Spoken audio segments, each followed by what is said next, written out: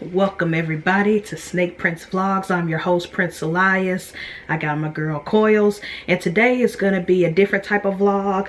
Well, a different type of topic, and it is, why do I think reptiles, especially snake, but any type of reptile, would make great classroom pets?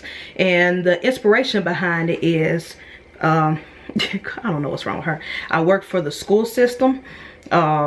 I am a teacher assistant slash tech support. So we're a hybrid school where we do in class, but we also teach mainly on technology. So I gotta help with the iPads and all the other shit. So, but it's a fun job. I really do love it. But so yeah, I have 6 years in experience. Before I got this recent job, I was a teacher assistant in special education, and I did that for 6 years. And so, well, I did it for 5 years. This is my 6th year in the school system. So now I'm in middle school. My first 6 years were in elementary. Now I'm in middle school. And so I just feel like, you know, depending on your state, you know, classroom pets are very essential for the school system. And you know, and in some states they still go on. Like, I know there's been some schools that still have like at least hamsters or fish in their classrooms as classroom pets. So I just want to do this little topic of why I think reptiles and snakes make great classroom pets. And this is in no particular order from least to greatest. It's just thoughts that I've had. First, they teach, you can use them to teach kids compassion and respect. It's easier to show compassion, respect, and love to the furry animals. You know, the dogs, the cats, the hamsters, the sheeps, you know, things like that. It's a little bit more difficult for the scaly babies because, you know, they have a reputation. Even stuff like little geckos, people see those and freak out, and I'm like, y'all, there's never been a horror story of someone dying of a gecko. But I mean, people who own tokay geckos might think otherwise, but we still have never heard a horror story of someone dying from a gecko. So it's like, just anything that lacks fur automatically, or lacks feathers, automatically get a bad rep. And so I feel like having a reptile as a classroom pet will, one, desensitize the fear of these animals, and also show kids that all animals, regardless of who they are, where they're from, deserve compassion and respect. Don't just show compassion and respect to the furry babies. You know, the scale animals also deserve love and compassion. Also, it teaches responsibilities, especially in those high school and middle school grades. And even to an extent in elementary, depending on what reptile you have, like a crested gecko or a bearded dragon or something. But it teaches responsibility. There was a teacher that I knew at my past school that with the hamster, you know, kids, you know, that was a job. You know, she would rotate different jobs every day. Today, who's the line leader? Who's the person who helps pass out laptops? Who's the person who writes on the board? Who's the person who takes messages to the office? Well, who's going to be the person who changes the water or the food of the hamster? That was also part of the thing, and kids loved it. They always couldn't wait till their name popped up in rotation to land on that hamster. Like if Johnny saw on the job board that Wednesday was his chance to feed the hamster, he was excited. You know what I'm saying? And I feel like with reptiles, that could also be a great way to show responsibility of caring for pets. Because some kids live in low income areas where their parents can't afford an animal. Their parents can't afford to give them a pet as a gift. So why not teach them responsibilities and caring for animals while at school? And it doesn't have to be no long, you know, process. It could just be something as simple as, on Mondays, this student get to go and change the water bowl or something. You know. Number 3, reptiles are for the most part low maintenance. My girl Coils, she only eats every 2 weeks. She pees and poops regularly, weekly, and you know, or every couple of days. But eating a meal, She only eats once every 2 weeks. So it's not something that the teacher has to be focused on, like, oh my gosh, gotta make sure the animal's fed. Like, no.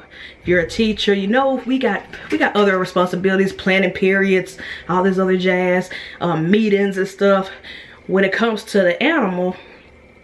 And then also, you know, there's spring breaks and fall breaks and Christmas breaks. Of course, please take your animal home during Christmas break, because that's a long break. But something like, let's say it's Labor Day weekend, so you got a 3-day weekend, you're not going to be at work on Monday. You don't have to stress about reptiles, well, at least snakes.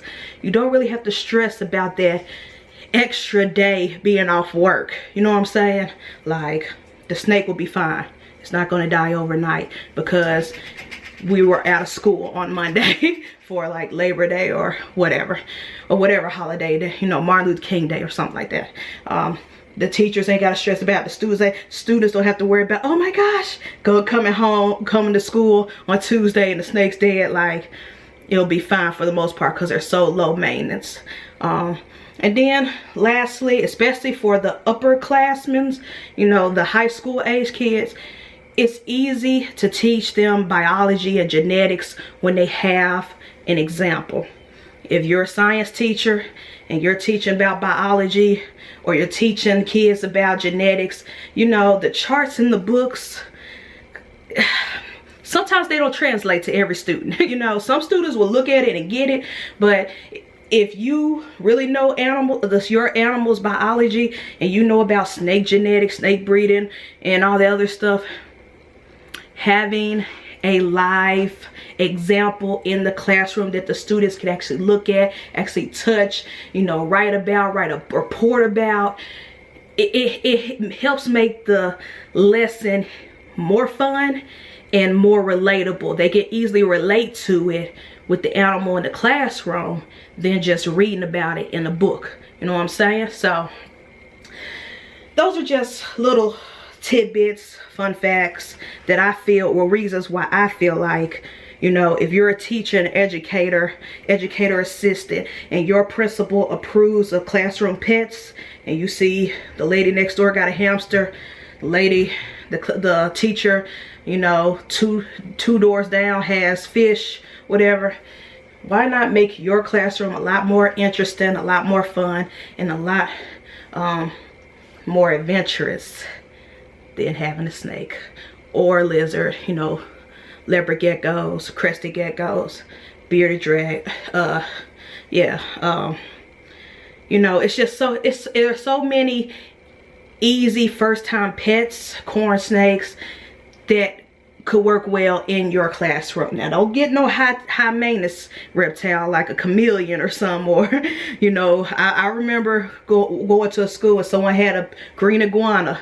Don't think that will last very long as a pet. Maybe when it's a baby, but, you know, just be cautious. Find the perfect low maintenance, easygoing reptile, you know, super docile, that you can manage, especially depending on your grade that you're teaching. What might work for what might work for high school and middle school might not work for elementary. You know what I'm saying? So, but I just feel like, you know, if you're an educator, spice it up a bit. If you work for a school system that approves of classroom pets, these will perfect go. Because I ain't gonna lie, I've seen plenty of situations, not me, but I've seen plenty of situations where a teacher had a hamster or a guinea pig or a rabbit as a classroom pet, and the slightest mistake, and the students go to school the next day and the thing's dead. Just, you know, get something less stressful. You know what I'm saying? Sometimes furry isn't always the best, in my opinion.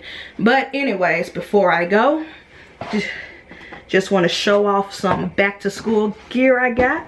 First, I have these Nike shoes because as an assistant and a tech support person, I'm gonna be running around moving all around the school. This school year, we're not virtual, we're not at home, so I'm gonna be getting my walk on. I need something comfortable. And this is not an endorsement of Nike, but I need something for my feet. And the best thing about these are the Move to Zero. So 20% of this shoe is made of recycled material. And the sole is pretty comfortable. I've tried it on. I walked around with it. Super excited. And also got a little everyday teacher bag, everyday pack, wide open for my stuff. I will have my scheduler in there. I will have my personal laptop in there. And because I'm new to the IT tech support team, support staff, they're giving me a brand new iPad for work. So I'm super excited, can't wait. It will definitely fit in here. And so this is my everyday teacher bag. Off Amazon, I had got an Amazon gift card from my church they gave to all the educators. And so yeah, just a cheap $17.99 Amazon bag.